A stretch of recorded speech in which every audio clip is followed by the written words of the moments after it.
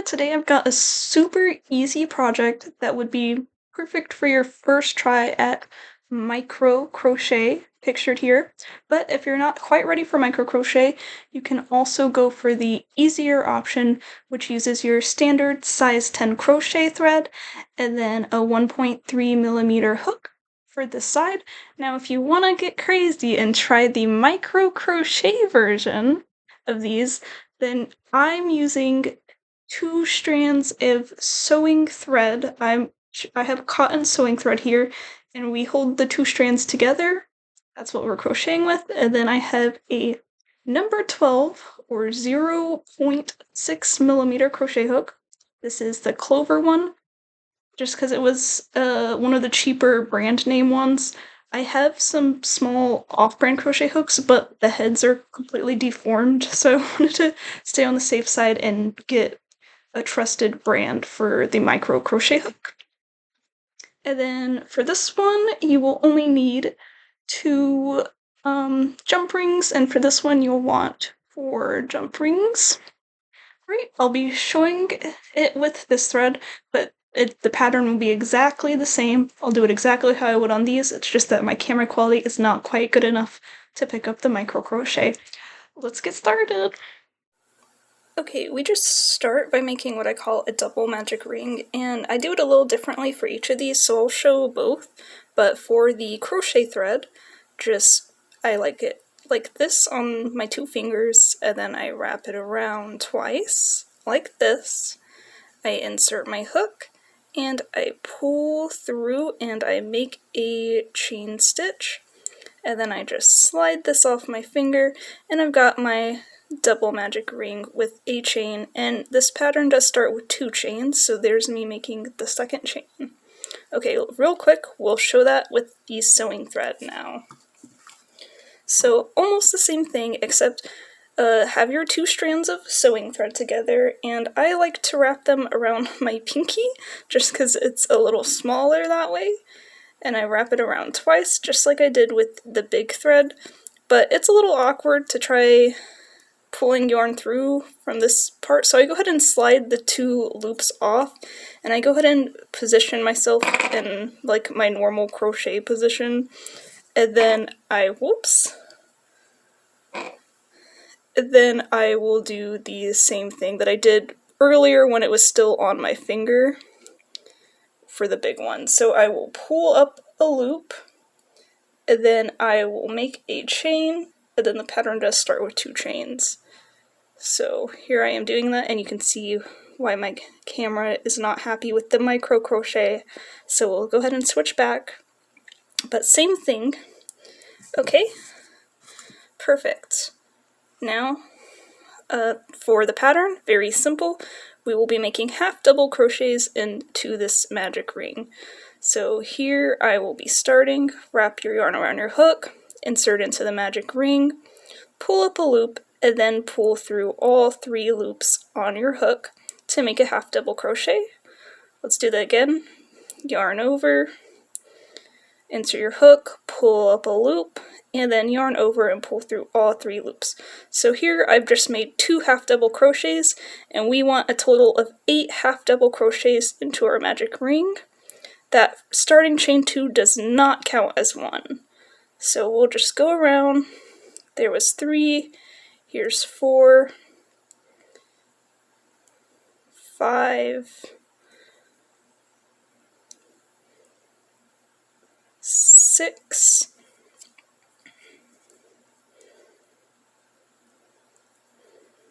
7, and finally here is the 8th half double crochet. Okay, I kind of pull up this loop to make it big, and now I want to tighten the double magic ring, which is a little awkward.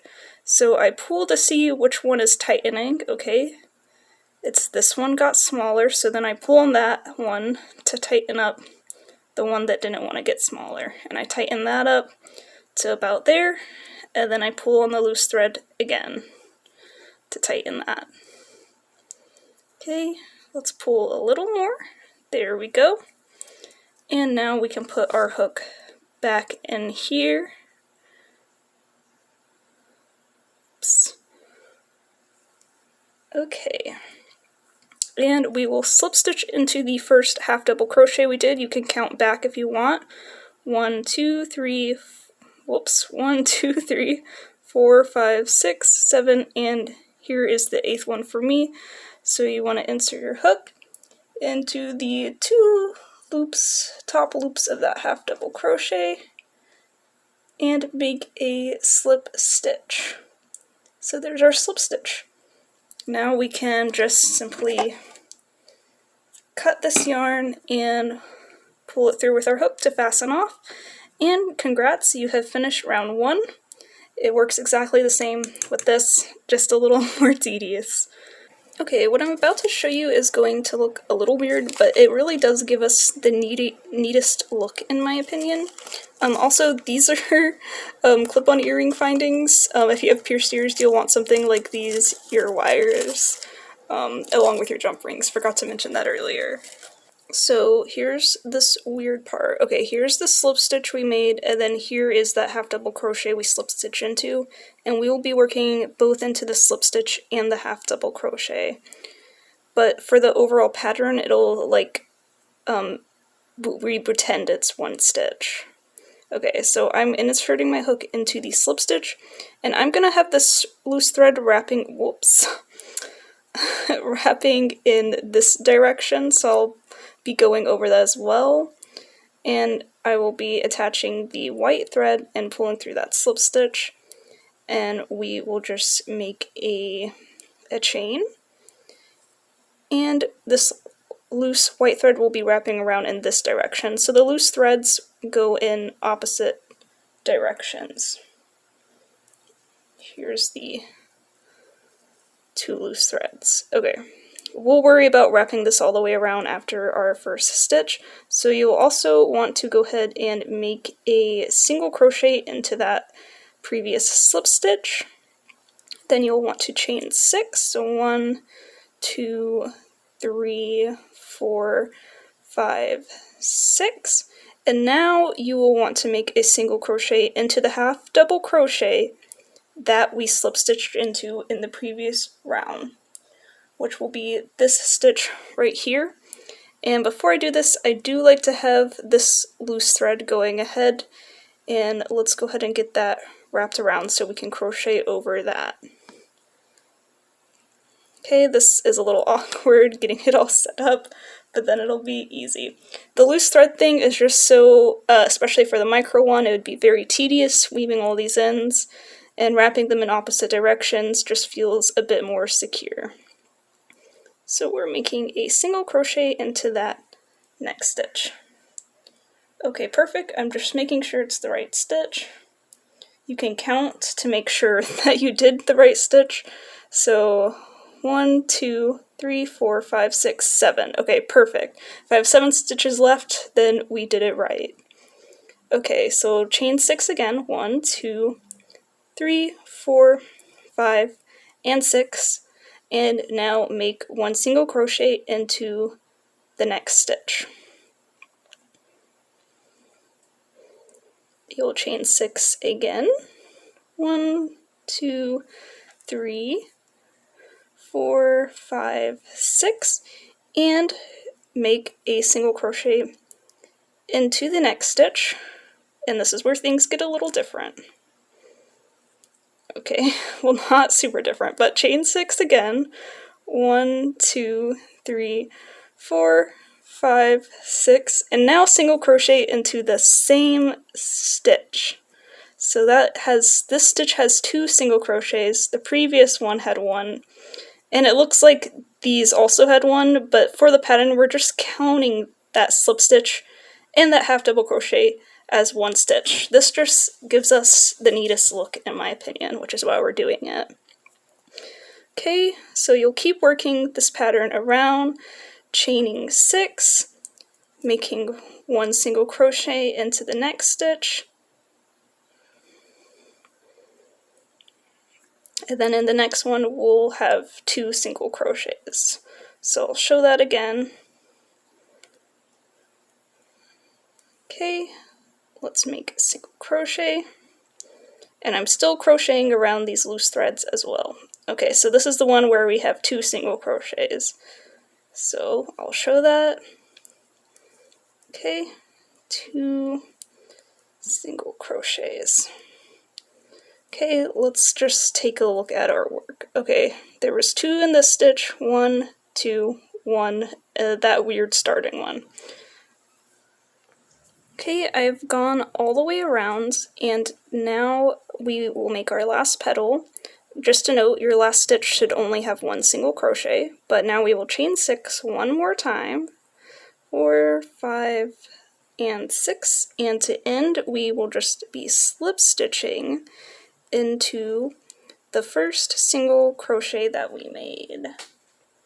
So there is our slip stitch here, and then you can fasten off this. Okay, and what is nice is that this will be the only loose end that we have to weave in. I will just gently pull these some before I cut them though. Okay, everything's nice and tight, so you can just cut these, and then here is your daisy, and it should have a total of 12 petals for both the micro and the small.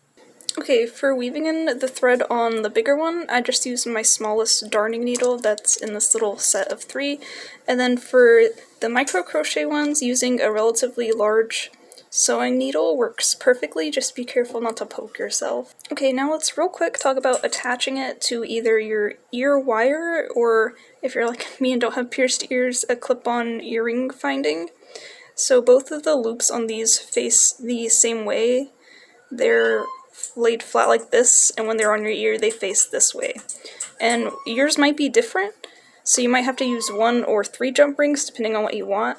I used 2 to attach it to get it to lay like this, facing forward when they are on me. So that's 2 jump rings, and I just will attach the jump rings into a chain 6 space. So let's show that. I've got my jump rings here. I've got 2 pairs of pliers. I'm going to open them real quick. Okay, so here is a flower, and then I will just be putting this in between the space like this, and then we can close the jump ring.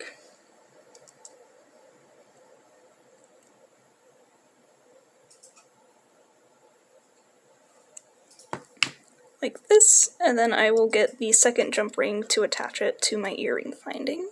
Okay, so here is another jump ring, and I'll pick up the one that I just attached here, and I will be putting it on to that one, and then I'll pick up my finding, and I'll go ahead and slide the finding on as well. And then we can go ahead and close this jump ring. Okay, and you can see with how it's attached right now, it'll be facing forward when it is on you. And you will attach with your larger ones exactly how I did for the small ones. So these are exactly the same right now.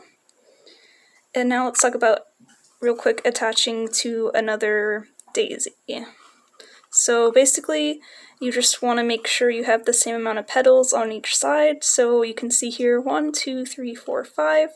1, 2, 3, 4, 5. There's 5 petals on each side, and you'll want to do the same thing for this one. Okay, so I've got another open jump ring, and I will just be counting here. 1, 2, 3, 4, 5, and 6. And I will insert it into that 6 petal, so that way we will have 5 on each side here. And then you'll want to do the same thing on this one. 1, 2, 3, 4, 5, 6. I've just pulled it a little more open with my finger, and I will put that one on with the same jump ring, and then I will just close my jump ring like this. And now let's see what that looks like here. Make sure they're all facing the right way.